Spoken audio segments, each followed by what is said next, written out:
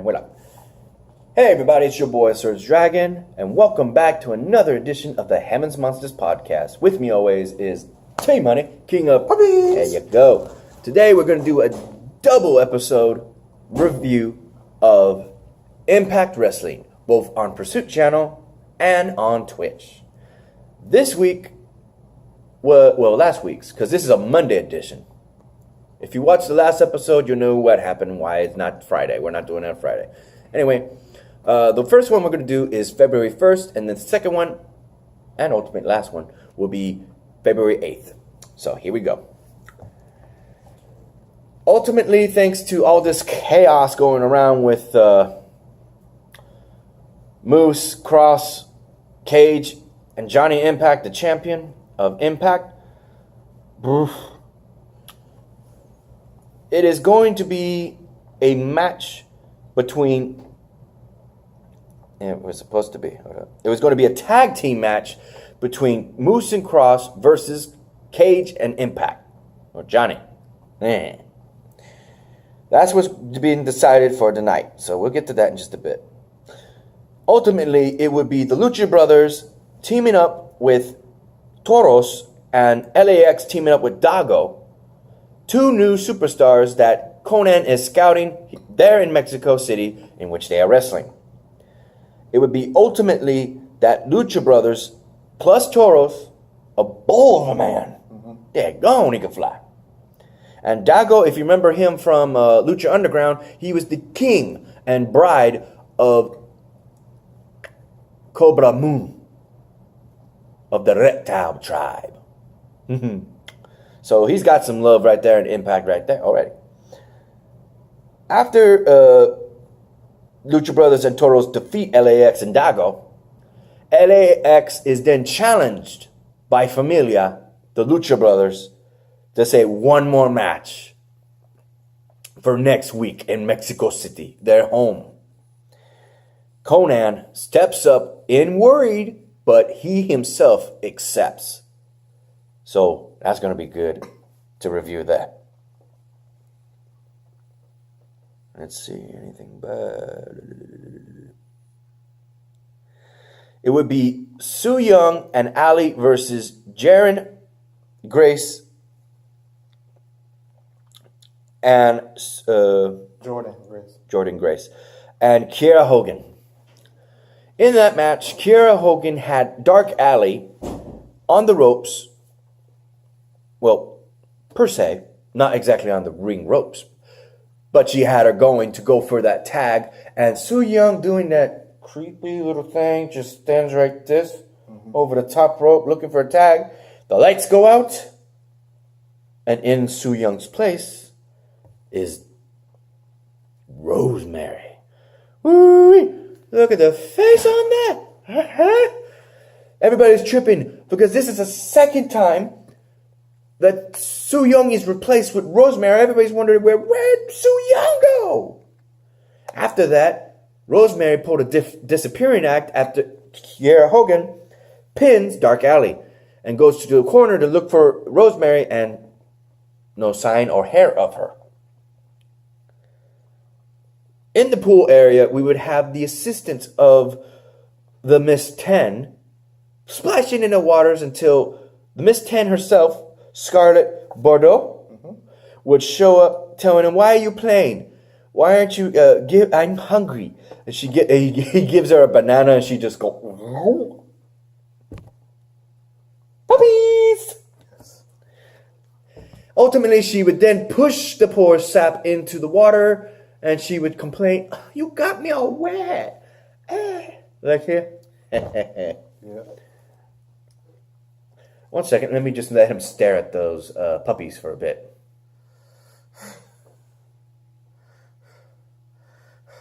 Three, 2, 1.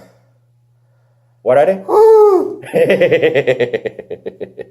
Gotta have some comedy relief right there. Next up would be the awkward teaming of Eddie Edwards and Eli Drake. I'm about to say L.A. Drake. Versus the Rascals, Diz and Wins. Ultimately, Kenny would be brought in by Eddie Edwards and the ref would try to stop him, only for Eli Drake to swipe Kenny, the kendo stick, right out of Eddie's hands without the referee noticing how. He's right in front of him, and hit one of the rascals with it, getting the 1, 2, 3. Being a hypocrite. Because when he threw the kendo stick right after using it, Eddie goes for the kendo stick, not seeing the fact that he used it. Again, I don't know how. It was right in his range of fire. Mm-hmm. So there so far, commentary is saying that they're going to be a very interesting tag team after seeing that. Ultimately, next would be the fact that Rick Swann would mention his history and the truth of how he's connected with Sami Callihan. Sami Callihan would pick him up out of the street and introduce him to wrestling in order to help him along since he was homeless. He didn't have no place to go. He welcomed him into his home with his wife and even went so far as to say that it cost him so much, including his own marriage with his wife, but he was still there. But ultimately, the changes that was greatly affecting before he and his wife separated were starting to show until he became the Sami Callihan we know today of OVE. And he want nothing part of that. He thanked him. He will never forget what he did for him in his heart. He will never forget that brother that he calls. But he is not going to team up with this madman that he has become. I agree. Mm-hmm. Next, this has been said all over Twitter, so if you haven't heard of it already, Tessa Blanchard reveals that her suspension will be lifted on February 5th at, I don't know, I think it's the pay-per-view, right? Yeah, that's right. It's going to be this Friday, because the 16th is this Saturday. Mm-hmm. So this Friday, they're going to do a special called Uncaged. It's pay-per-view kind of quality, but without having to pay. So it's just a show on the regular timeline. That's when Tessa Blanchard will be released from her suspension after attacking not only Gail Kim, but before that, she attacked one of those people in the back with the headphones. It was a woman. And she was just strangling her. Gail Kim comes to the rescue, and this was a week prior, and then gets attacked by Tessa Blanchard, saying that it's her fault, and she chokes her, and then gets suspended after that. So she only has herself to blame, but she's blaming everybody but herself.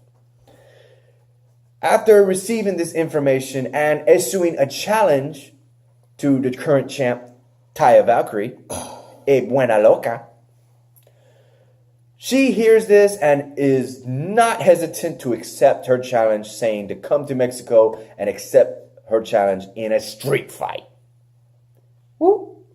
At Uncaged. This is going to be good.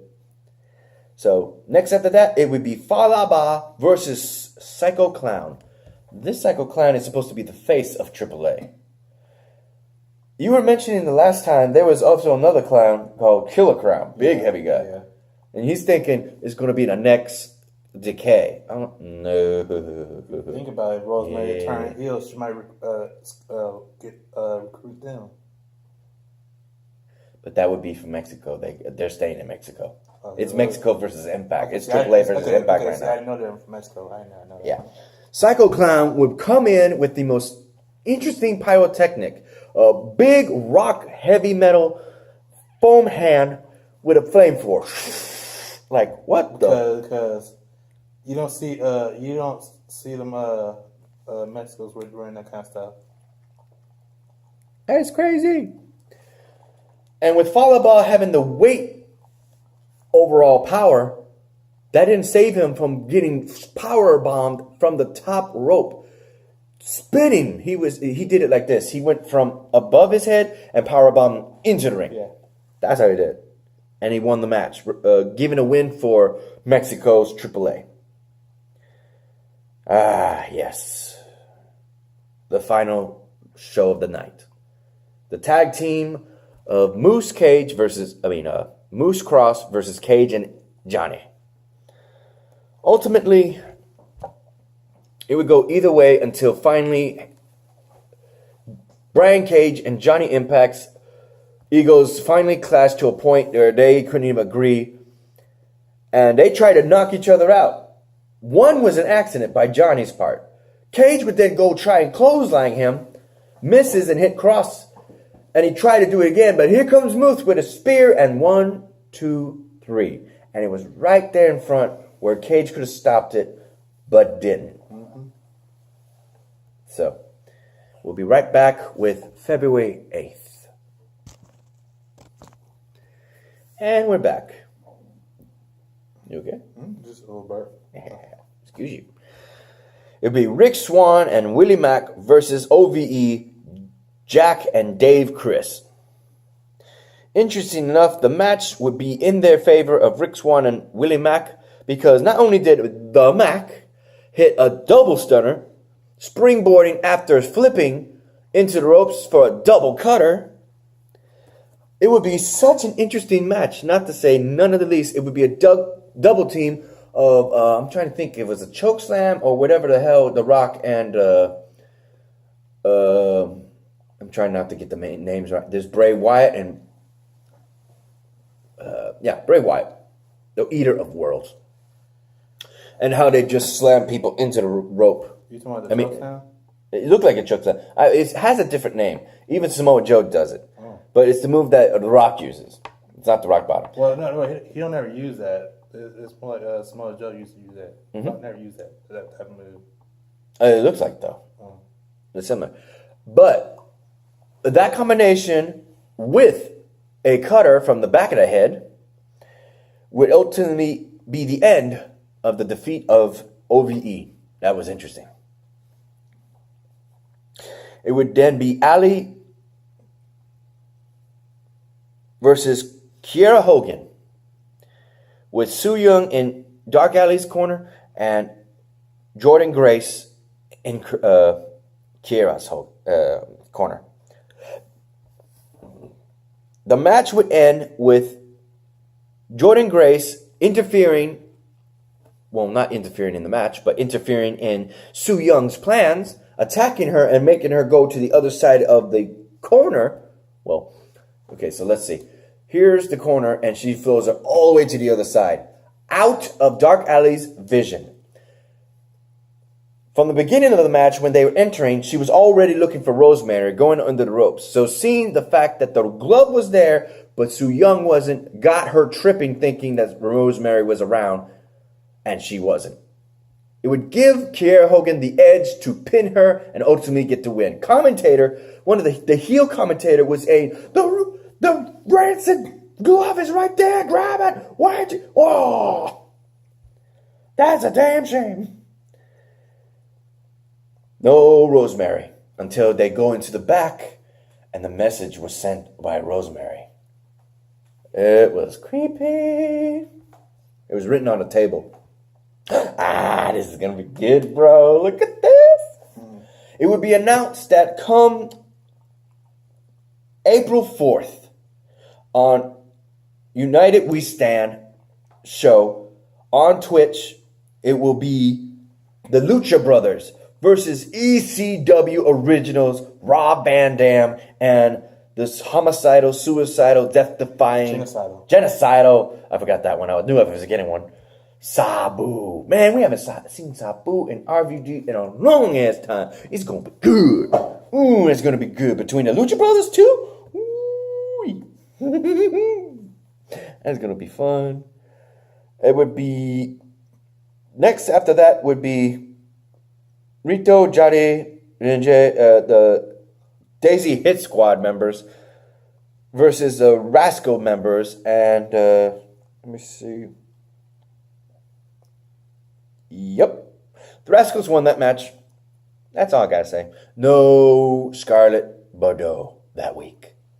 No puppies. Sad face. That's a duck face. No! Sad face. There you go. No puppies. Sad face.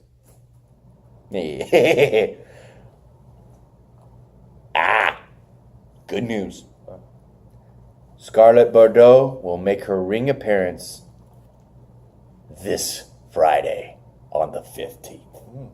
Will you watch it since you got the Pursuit channel? Yeah, I'll probably watch that match. But that's Ha. Sami Callihan versus Japanese wrestler Puma King. I'm trying to see who won that match because I skimmed through that one. Yep, Sami Callihan won. Impact win. A loss for AAA. And then we would have an interesting entrance for the Lucha Brothers. A Chinese parade entrance. That was weird. Versus LAX. I think that's all I need because, yep, that's all I need. Dude, that was insane. What was one of the guys' names? LAX? Santana, that's his name.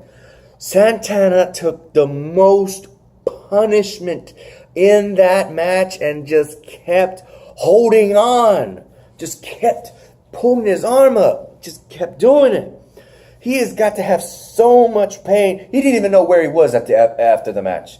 He had so many package pile drivers. Freaking Hurricane Radas taken from the top and then whoosh, going backwards. Damn. I tried to skim through it. I couldn't because there was so much action. The fans were losing their heads. Conan was losing his mind. Family versus family. This is go crazy. But after all that, it took another devastating small package combination with Phoenix coming up the top while he's being held by Pentagon Jr. in the small package. He's upside down, ass up, head down. Here comes Phoenix. Boom! Devastating move. Second time they did it to Santana. Second time. And it finally put him away after Phoenix skydived straight into his tag team partner of LAX. New Impact Wrestling Tag Team Champions for the first time ever in Impact, the Lucha Brothers. And Conan was on their ass saying, you shook their hands when you won last time, now it's your turn. And they did. But they did that grip thing. And said, this ain't over. They're making it a point that this ain't over. So next week, will we have a rematch? Don't know. And we hit the 18-minute mark. Good. Well, that's it. Give a shout out to our boys, Xavier Hill, Mike Henry, and Chris Petrie. And also Renee and Farrell and Andre. This will also have a link in description down below straight to Xavier Hill's and Mike Henry's YouTube pages. So check that out. In addition to that, well, there's only one thing to add, bro. If you like this video, give it a thumbs up. If you didn't, give it a thumbs down. Hit that subscribe button if you like the content and hit that notification bell if you want to see the next Heaven's Monsters podcast this Friday. Will be uploaded by Friday night, so you'll probably catch it late in the Saturday morning, or you want to catch it Saturday in general. Thank you for watching, and I'll have this uploaded tonight so you can watch it on Tuesday. Thank you and good night. Good night. Enjoy your Monday. I hate Mondays. I like Mondays because Monday Night Raw and Arrow come on. All right. What, you forgot about Black Lightning? Well, I don't watch Black Lightning. Man! Killer surprise. Hater.